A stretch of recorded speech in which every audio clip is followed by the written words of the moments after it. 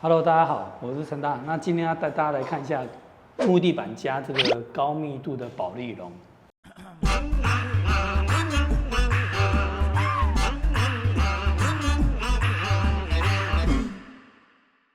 我们看过很多木地板的施工，相信网络上这一方面的资讯非常多。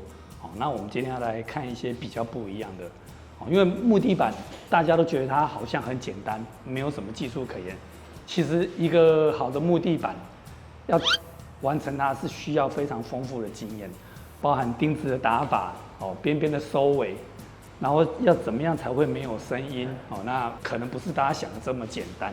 好，那我们今天这个案场比较特殊，我们这个案场是有铺了1公分厚度的高密度保丽龙。好，那这边我们准备了几种规格给大家看一下：1公分、2公分、3公分的高密度保丽龙。那这边我们又有另外准备了泡棉，还有隔音垫，我们来稍微讲解给大家听一下。我们从比较简单的东西来讲，白色这个称为泡棉，通常是用在直铺的工法。我们之前有讲过，木地板大概就是平铺、直铺、架高3种工法。那这个就是用在直铺的时候比较多，因为不管是直铺或平铺，我们一定会先铺一层防潮布。好，那如果没有这一层就直接放上去的话，因为防潮布是塑胶，所以就会有稀稀甩甩的声音。如果直铺，我们必须先铺防潮布之后铺上这个泡棉，不管是超耐磨木地板还是 SPC 石塑地板，这时候再铺在这泡棉上面，它才不会产生异音。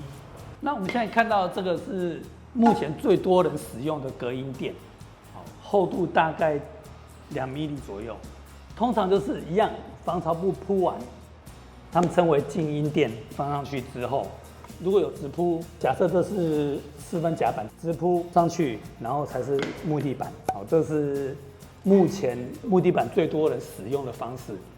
那像我们这边是使用的1公分高密度保丽龙，那一样的方式，防潮布完之后，1公分的高密度保丽龙下去之后，4分夹板，然后面板。好，那这边的做法是这样。如果你真的有隔音的需求，那成大这边建议使用3公分的高密度保丽龙。好，为什么要使用3公分？我们看这边，像我这个1公分的是没有办法钉的。来，我们看一下这里，有一些角落会稍微比较软，因为它没有办法打钉子的关系。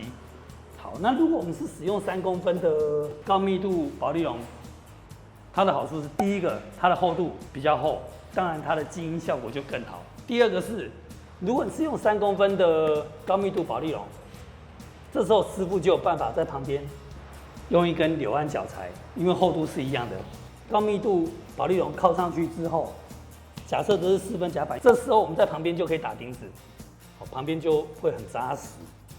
那这样下去做，可以达到更好的效果。当然，价位可能就会有一些不一样。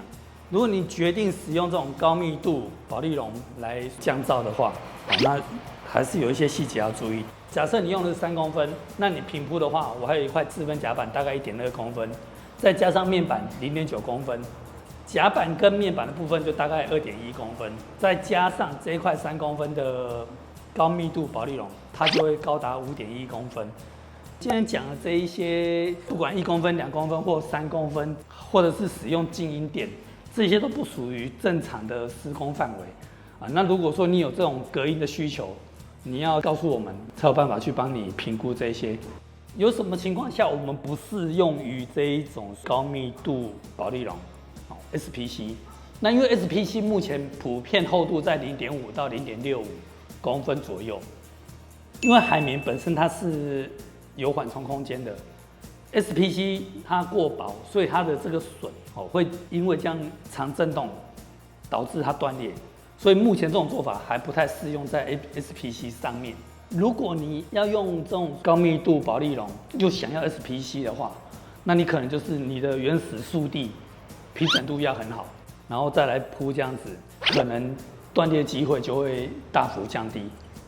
师傅现在就是先把防潮布铺下去，因为我们地难免都有一些地气，所以这个基本的防潮布是一定要做的。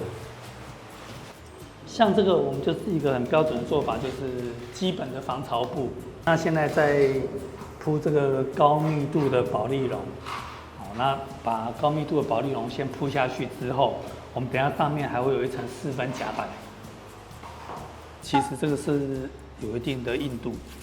好，那因为我们人踩在上面，再加上上面还有4分夹板、木地板，好，所以其实不会像我这样刻意要去按一个点，好，不会有这种问题。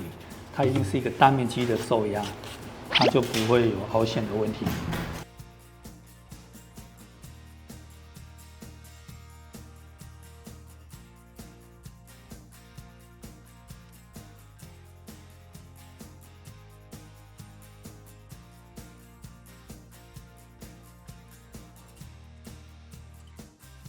好，现在这个高密度保丽龙已经全部铺设好了，我们准备开始铺4分夹板，也就是平铺。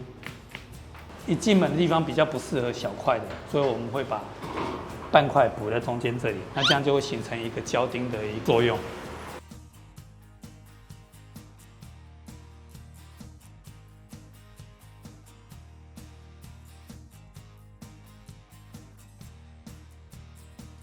木地板隔音的方式有很多，我们今天只是一种就是1公分的高密度保丽龙。改天我们有做到其他隔音方式的，我们再拍给大家看。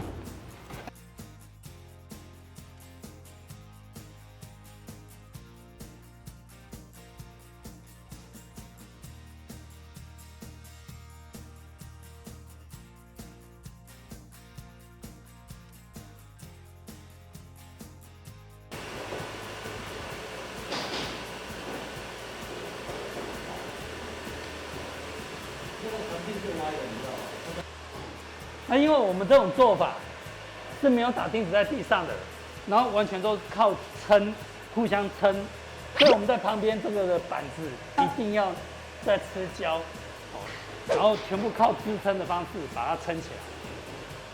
过去有很多在讨论白胶这个问题，好像我们在钉木地板的白胶一定要加一点点水，不能是纯白胶。那我们相信很多老师傅一定会跳出来说，他都是用纯白胶。对，纯白胶我们要看用在什么时候。如果你今天是用硒酸钙，它不容易吸水，那你用纯白胶。硒酸钙现在有它专用的白胶。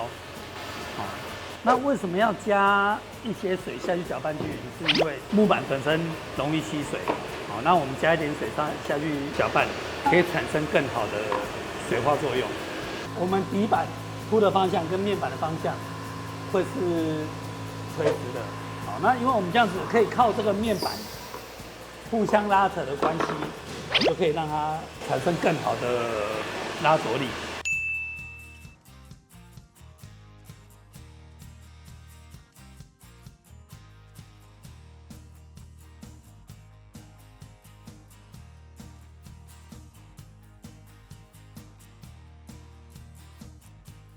好，你看像现在这边会动，因为这个没有打钉子在地板，但是你看这边它互相钉完之后就没有这个问题了，这里就没有那个问题了。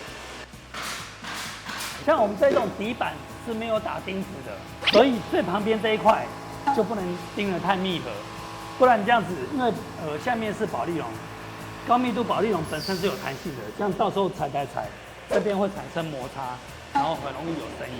仔细看一下师傅在打钉子，一定是打斜的，然后打斜的钉力、附着力是比较强的。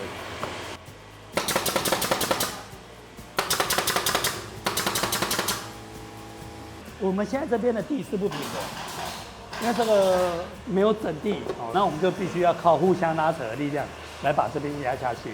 好，那我们等一下来看这边做完的样子是怎么样。目前我们已经钉了这一块，那整个翘起的状况就比刚刚好很多了。刚刚一样是大概这样子，所以我们这里等一下再上去的时候就会顺平了。因为我们下面是1公分的高密度保丽龙，然后4分夹板。那一定会有朋友问说，为什么不打钉子，要让它这样子？好，那陈大跟大家讲，我今天钉子打下去，因为我们下面的保丽龙是有弹性的，我们这样踩，那钉子其实慢慢的会翘起来，好，那这边就会产生声音，好，所以这种做法的时候是不适合打钉子的。那我们像现在高低差落差还蛮大的，要很用力压，好，然后我们来看。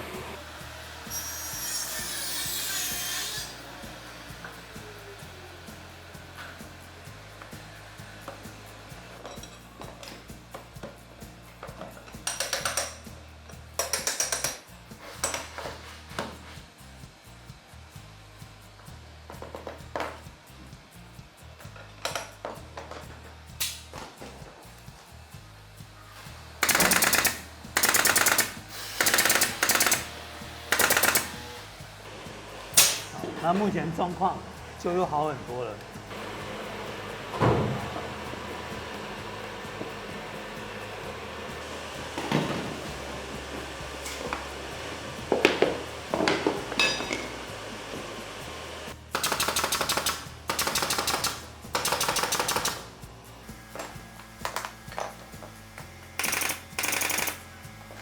这样产生互相拉扯之后，它就平整度就算不错了。你早上看到这边夹板的时候，它是凹凸非常严重。好，那我们经过师傅的巧手之后，目前的整个平整度是很 OK 的。